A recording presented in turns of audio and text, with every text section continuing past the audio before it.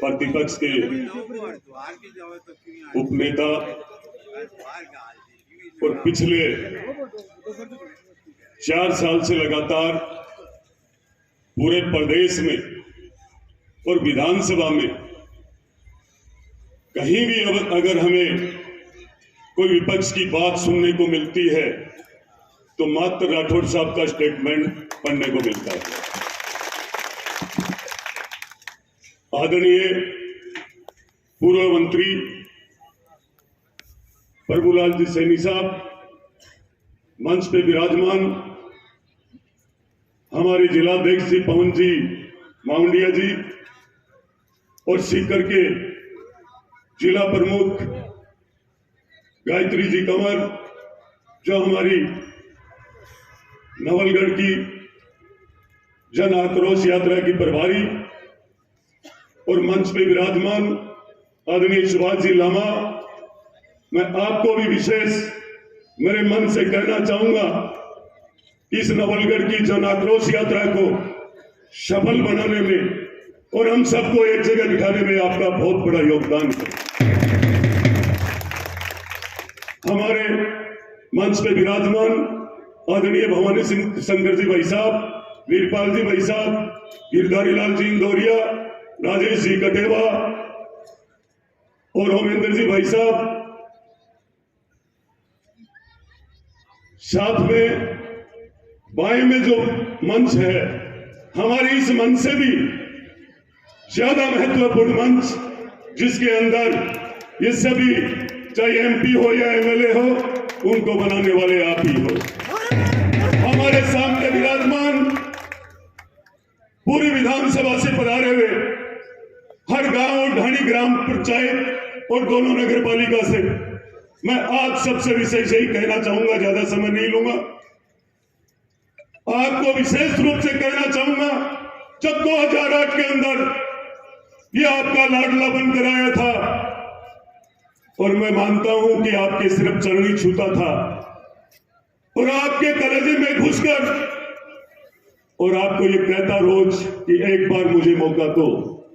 आपको ऐसा विधायक बनकर बताऊंगा कि मैं आपका जेब का विधायक रहूंगा और आपकी चौखट पे रहूंगा। मैं मानता हूं कि आपको इसने इतना पावर दे दिया कि लगभग अब आपके नहीं, नवलगढ़ की बात कहना चाहता हूं मैं आपको, सबसे बड़ा दुश्मन यदि कोई किसान वर्ग का हुआ है तो यह नवलगढ़ का विधायक राजकुमार शर्मा हुआ है। वो किस लिए हुआ है आपको पता है? किसानों का संघर्ष और इस फैक्ट्री के खिलाफ लंबे समय तक चला था और जब इसका राज आया और इसने फैक्ट्री के उद्योगपति से सौदा कर लिया, ध्यान है आप सबको, जिस फैक्ट्री को लगाना था यहाँ पे, और उसने तय किया था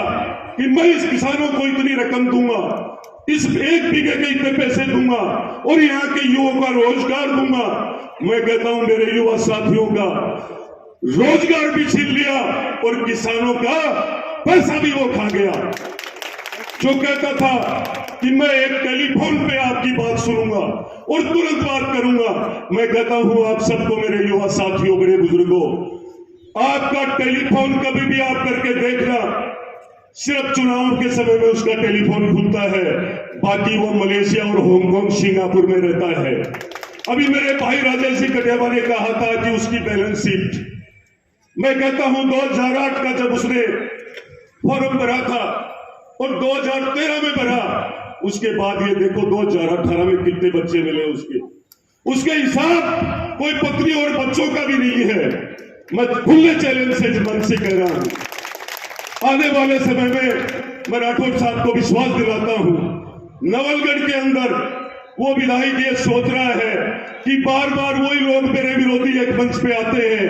पर मैं आपको गारंटी से कहता हूं, जितने लोग उसके साथ बैठे हैं वो भी सब आने के लिए तैयार है। आने वाले समय में हमें वो खाई खोदनी आती है, हमें वो मत ध्यान में है जो तेरे साथ जुड़े हुए हैं, उसके घर घर जाने का संकल्प हमने ले रखा है।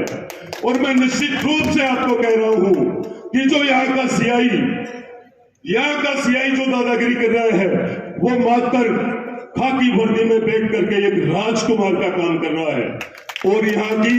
व्यवस्था को इस तरीके से, यहाँ के युवा को इस तरीके से प्रताड़ित किया जाता है, यहाँ के सरपंचों को इस तरीके से प्रताड़ित किया जाता है। आपको सबको ध्यान होगा बदराने जोड़ का, यदि कांग्रेस का राज नहीं आता तो ये बदराना जोड़ नहीं जाता। अब आप मेरे से पूछोगे कि आप निर्दलीय चुनाव लड़े थे, मैं निश्चित रूप से कहता हूं 20,000 वोट मैंने कांग्रेस के तोड़े थे। ये तो गलती सब आप लोगों की थी। 20,000 वोट मैंने कांग्रेस के तोड़े थे और मैं आज आप सबको इस मंच से विश्वास दिलाना चाहता हूं, चैलेंज से 24 घंटे काम करने के लिए हम सब एक जगह हैं। किसी को भी टिकट मिलकर आ जाए उनके साथ रहेंगे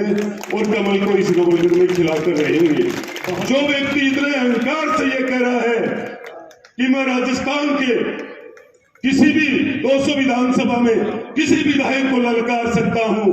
तो मैं आपको विश्वास के साथ कहना चाहूंगा, जितने भी आप पूरे विधानसभा से पधारे हुए हो, अब